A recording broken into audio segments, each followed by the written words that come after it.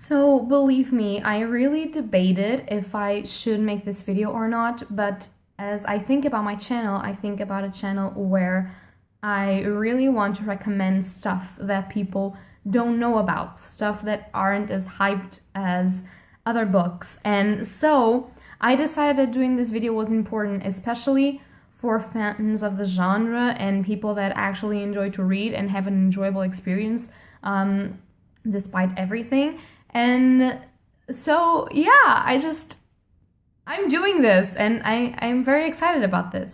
Hello, beautiful bookworms! My name is Katarina and welcome to my channel. And today, as you've probably seen by the title of this video, I am going to be talking about this fantasy trilogy that not a lot of people know about, and that upsets me because I just finished it, bawled my eyes out, screamed like a little bitch, and really absolutely enjoyed it. So I think I should bring some awareness to it and talk about it and do a little bit of a non-spoiler review and just tell you guys to go read this. So first of all, I just want to say that I don't really know how people don't have knowledge of this trilogy. Obviously, she was published a long time ago. Its first publication was in 2004, but still, I do believe that some people would have known about this by now, but I searched and searched online because when I do appreciate something, I go and search for fan art and whatever there is, and there's not a lot of it, which nowadays, with all of the hyped around books, most of the books have a lot of fan art, a lot of fanfics, a lot of stuff that I don't see for these books, and I find it pretty sad actually, because as I was reading it, and as I know that BookTube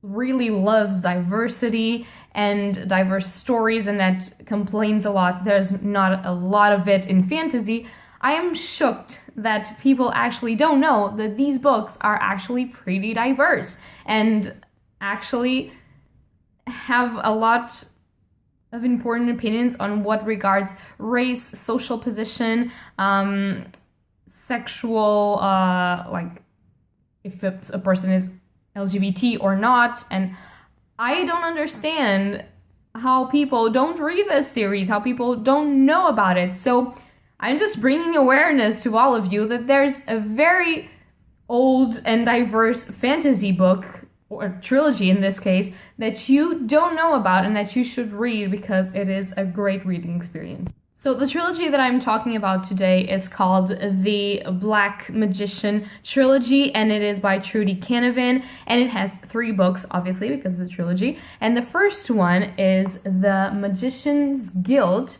the second one is The Novice, and the last one is The High Lord. So these 3 are the Portuguese versions of those books, but the English versions of those books exist. I haven't checked if they exist on Book Depository, but I will try and do that. And if they do, I'll leave the link down below if you probably want to buy them. If you don't, that's okay, but you should give it a chance. So these 3 heavy books compile the story of our main character, which, bear with me because I have no idea how to pronounce any of the names in here, so I'm just gonna butcher them all, but okay. So our main character, Soneia, she is a poor girl that lives in the streets, and she has 17 years old, and she has always thought that the guild and the king, because in this world there's a magician's guild that works for the king and abides his every command, are evil and are wrong and want to harm the poor people because they mostly come from upper classes, or the houses as they call it in these books. So the houses have magical potential, and they choose their magicians from those houses, and those magicians work for the king.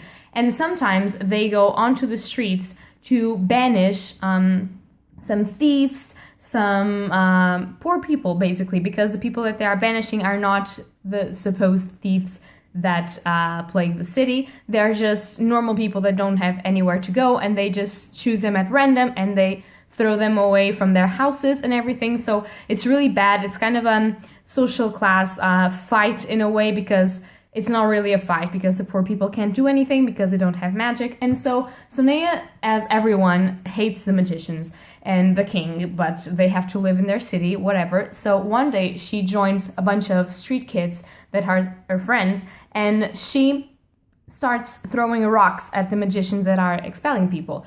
And one of her rocks actually goes through the shield that the magicians wear and hits one of the magicians in the forehead strong enough to actually put him down for a while.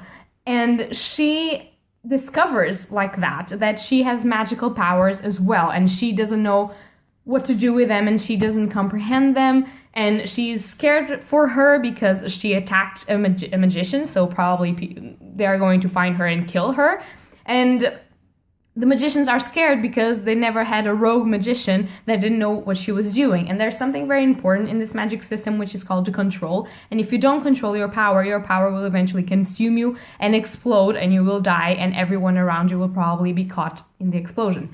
So the first book, The Magician's Guild, and I'm going to put this down because this is really heavy. The Magician's Guild is basically Sonia running away from all the magicians that are completely baffled that there's a magician in the down classes, in the poor class, because normally they only test high class people because whatever, they're prejudiced as fuck. But that's normal. In a normal society, there's always prejudice, which is not right. But I love the way how Trudy Canavan actually showed that society was prejudiced as hell, and I will give another example.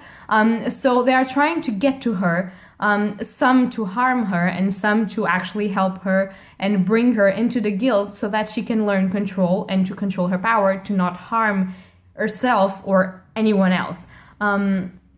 And this is the plot of the first book, basically. And obviously, with the second book being called The Novice, you will probably know that the magicians will get to her and enlist her to be a magician and to learn. So you have basically a Harry Potter-y kind of thing, someone that discovers that has magic or has powers and then goes and studies in the university.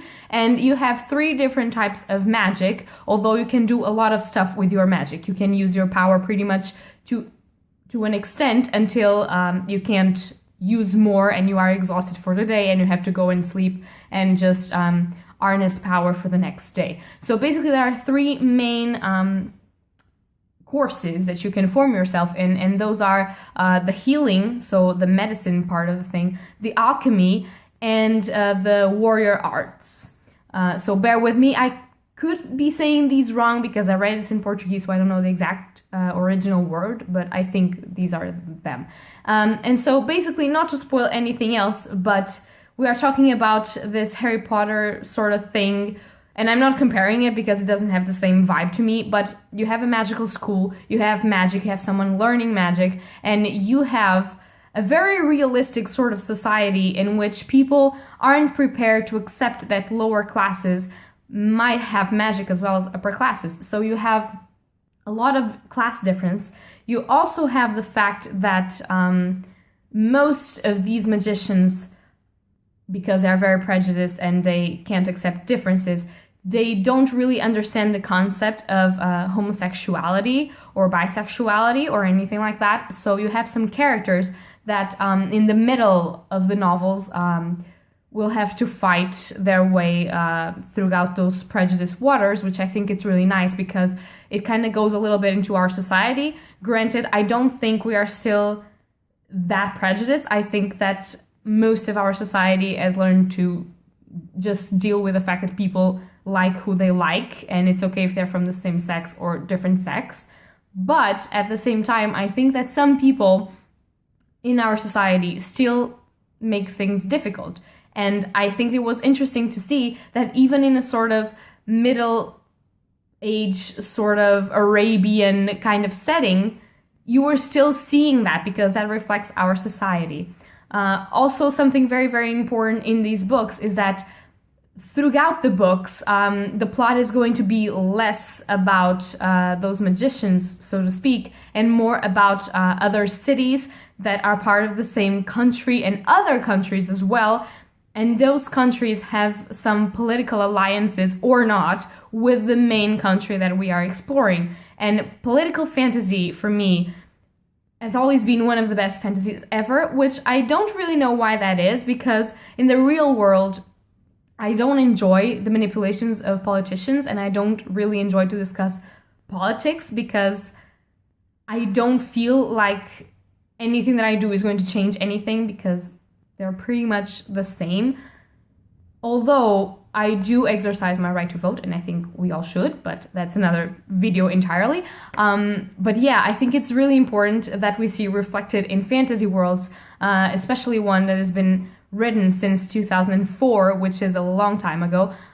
We see reflected some of the main struggles of our real world, and this is really an amazing trilogy. I think it's really diverse, especially because in other countries, and even in the same country where the action is in, we have some people of color, and there are also prominent characters throughout the books, and I found that really interesting. So if you like diverse fantasy, I think that you should give it a shot. And I have to say that the first book, for me, was a little bit boring in the sense that I was enjoying the action when it happened, but because pretty much all we saw of the book, and I'm not spoiling you because there are other stuff, and you can comprehend more of the society throughout the first book, but pretty much is exposition. So Trudy Canavan is showing us the world that she's going to build her next 2 books in. So she's following our main character, and she's following some of the magicians from the guild,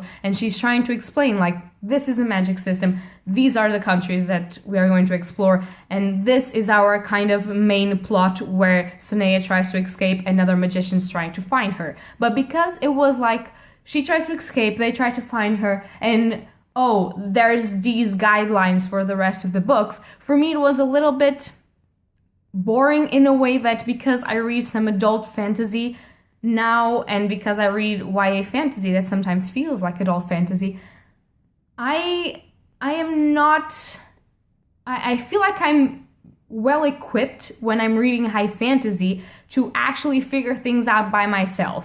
And I don't say that she puts everything on text, but sometimes she gives you information that you probably could figure out throughout the books if you were thinking about it.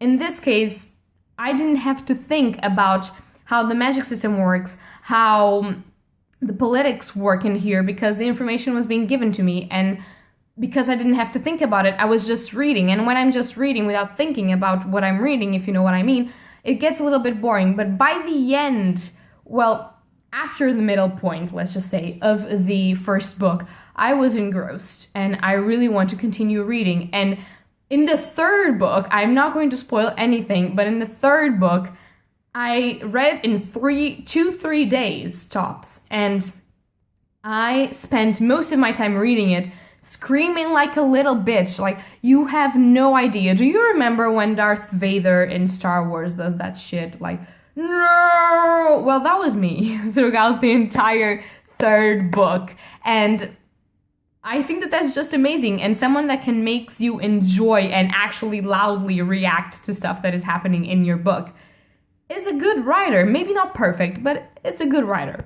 So talking about writing, I do have to say that this is not the best well-written fantasy that I've ever read. As someone that has read, for instance, Sanderson, also Rothfuss, although I know that a lot of people have some controversial opinions about The Name of the Wind, but I love it, so let's just go with that. And other fantasy writers, for adult and also for YA, because I know that a lot of YA writers are also good fantasy writers, I noticed a lot of explanation and a lot of she looked at him and he looked at her, and stuff that doesn't need to be there and could use a little bit of editing.